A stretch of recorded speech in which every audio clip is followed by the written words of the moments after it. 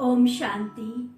Valentine week special exploring true love series के अंतर्गत आज हम बात करेंगे प्रकृति से प्रेम के बारे में। प्रकृति और पुरुष अर्थात मनुष्य और यह नेचर, कुदरत, इनका इस सृष्टि के आदि काल से एक बहुत गहरा नाता रहा है।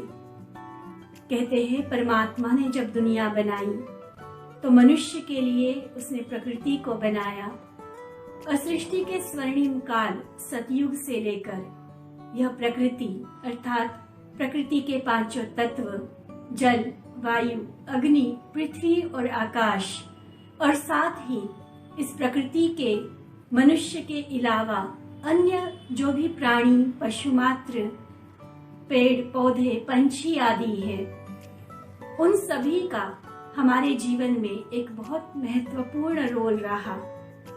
मनुष्य का शरीर इन्हीं पांचों तत्वों का बना हुआ है और साथ ही एक नेचुरल चेन को सही रखने के लिए प्रकृति के हर तत्व का, हर प्राणी मात्र का आपसी तालमेल सृष्टि के आदि काल से बहुत ही सुंदर रहा।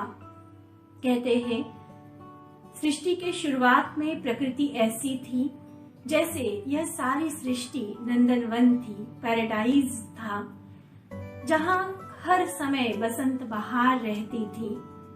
हमारी धरती सुजलाम सुफलाम थी, जहां के लिए गायन है कि मेरे देश की धरती सोना उगले, उगले हीरे मोती।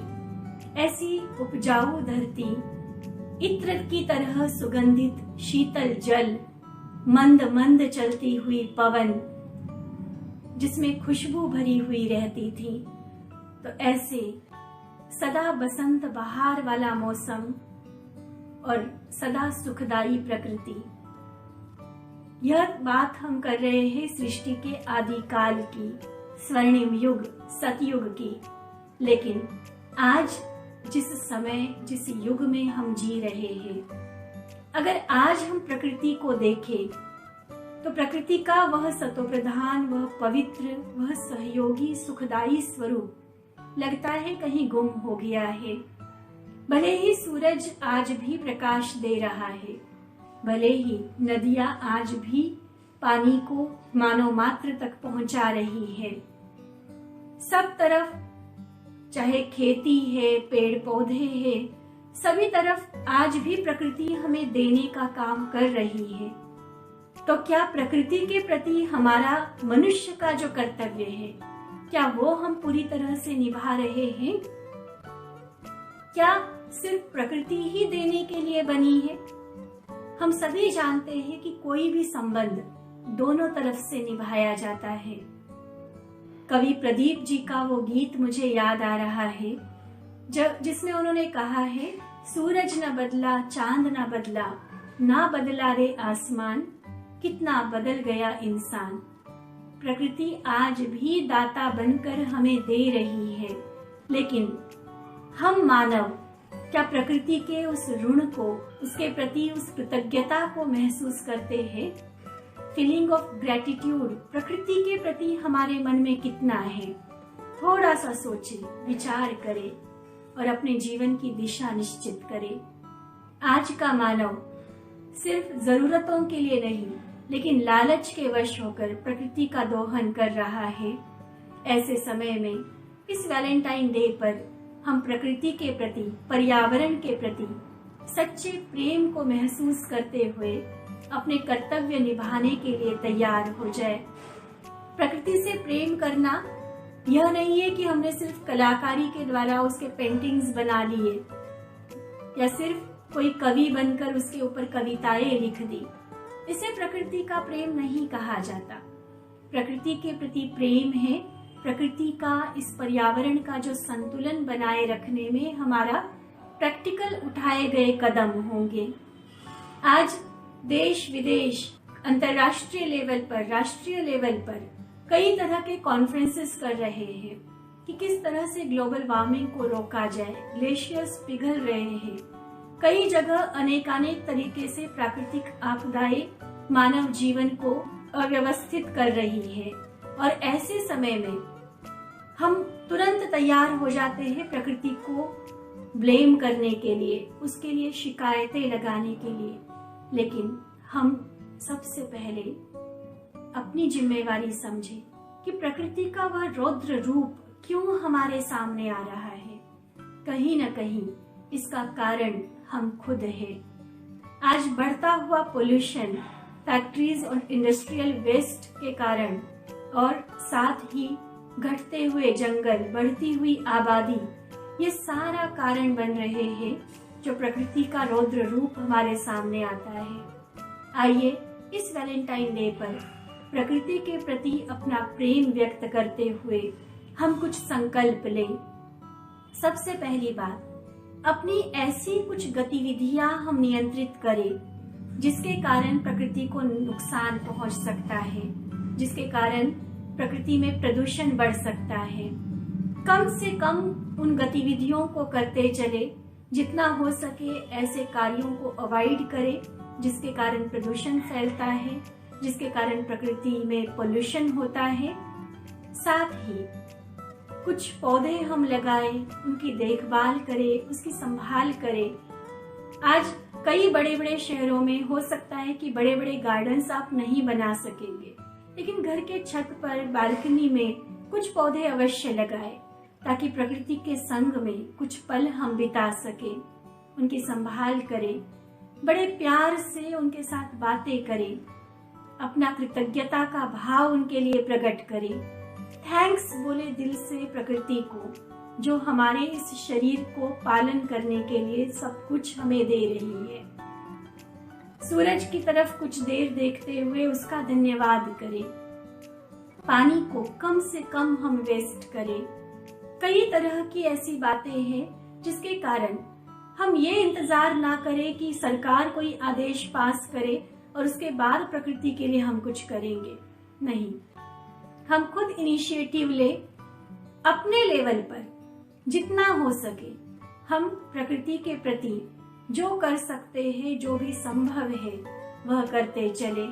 प्रकृति के पेड़ पौधों के साथ साथ हम इस प्रकृति, इस कुदरत में मनुष्य के अलावा जो बाकी जानवर है, पशु पंछी है, अगर उनके लिए भी जहाँ तक संभव हो सके अगर सेवा कर सके तो जरूर करते चले।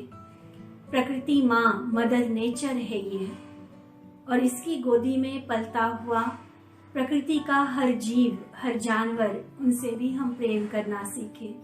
कहीं अपने स्वाद के कारण उन जीवों की हत्या अगर करने के हम कारण बन रहे हैं तो सावधान हो जाए, क्योंकि प्रकृति माँ अपने एक बच्चे का पेट भरने के लिए दूसरे बच्चे की हत्या कभी भी सहन नहीं कर पाएगी। तो प्रकृति से प्रेम करना अर्थात न सिर्फ पेड़ पौधों से लेकिन जीव जंतु जानवरों से भी प्रेम करना। हम अपनी एक सुंदर सी आदत बना सकते हैं, दिन भर में किसी गौशाला में हम विजिट करें या किसी ऐसे जानवर को जिसको कहीं से खाना नहीं मिल रहा है उसको खाना खिलाएं। कहीं लॉन में, किसी गार्डन में नंगे पैर हम चले ताकि प्रकृति के साथ वो सानिध्य, वो कनेक्शन हम फील कर सके। आज सीमेंट के कंक्रीट जंगल में कई बार ऐसा लगता है कि हम ऐसे फंसे हुए हैं कि शुद्ध हवा की खुशबू क्या होती है वो भी हम भूलते जा रहे हैं। कभी वीकेंड्स पर या कभी महीने में एक बार कभी शहर छोड़कर हम गांव की ओर चले, वहां की उस शुद्ध हवा का, उस बहते हुए पानी का, उसका हम आनंद लें। प्रकृति के साथ जब तक हम समय नहीं बिताएंगे तब तक उसके साथ संबंध हम अच्छा नहीं बना सकेंगे।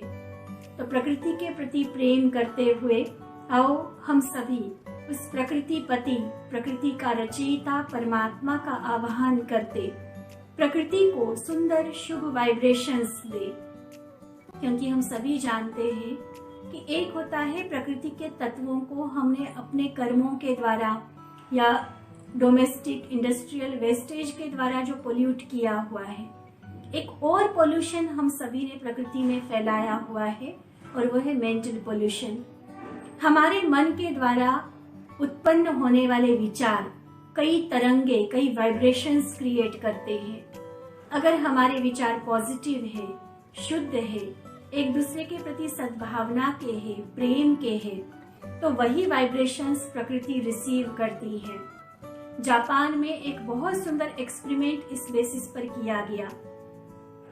उसमें अलग अलग शब्द लिखकर एक ही फ्यूजीवाड़ा जो वाटरफॉल है उसके पानी को लिया गया, -25 डिग्री पर उसको फ्रीज किया गया और फ्रीज करने के लिए जिन बॉटल्स को यूज किया गया उन बॉटल्स पर अलग अलग शब्द लिखे गए, जैसे कहीं लव, कहीं हेट, कहीं पॉजिटिव जिन्होंने लाइफ जी है ऐसे मदर तेरेसा का, किसी निगेटिव कैरेक्टर अर्थात हिटलर का, इस तरह के नाम लिखे गए।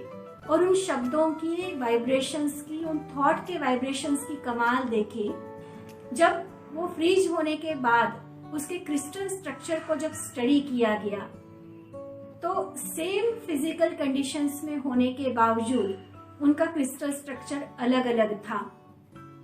जिन पर पॉजिटिव वर्ड्स लिखे गए थे, कोई प्रेयर लिखी गई थी, लव लिखा गया था, होप लिखा गया था, उनका क्रिस्टल स्ट्रक्चर बहुत स्मूथ एंड सिस्टमैटिक था, जिस तरह से रंगोली हो।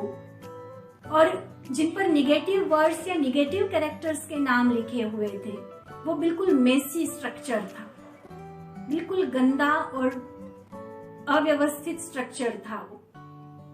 तो ये इस एक्सपेरिमेंट से ये सिद्ध हो गया कि हमारे थॉट वाइब्रेशंस का प्रकृति पर सीधा इफेक्ट जाता है।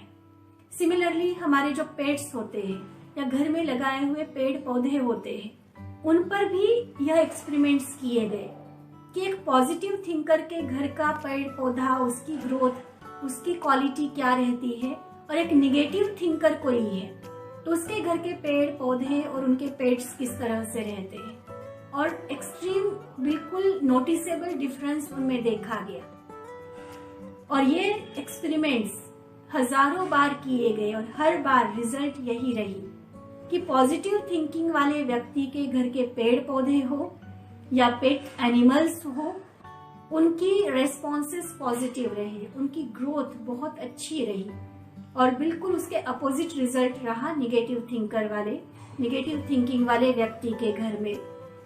तो इसका अर्थ प्रकृति और मनुष्य का एक ऐसा गहरा कनेक्शन है कि प्रैक्टिकल हमारे कर्म, हमारी हरकतें, हमारा कर्तव्य वो तो प्रकृति पर असर डाल ही रहा है, लेकिन हम क्या सोच रहे हैं, क्या बोल रहे हैं, प्रकृति उसके लिए भी इतनी सेंसिटिव है कि वो उसी तरह से रिएक्ट करती है।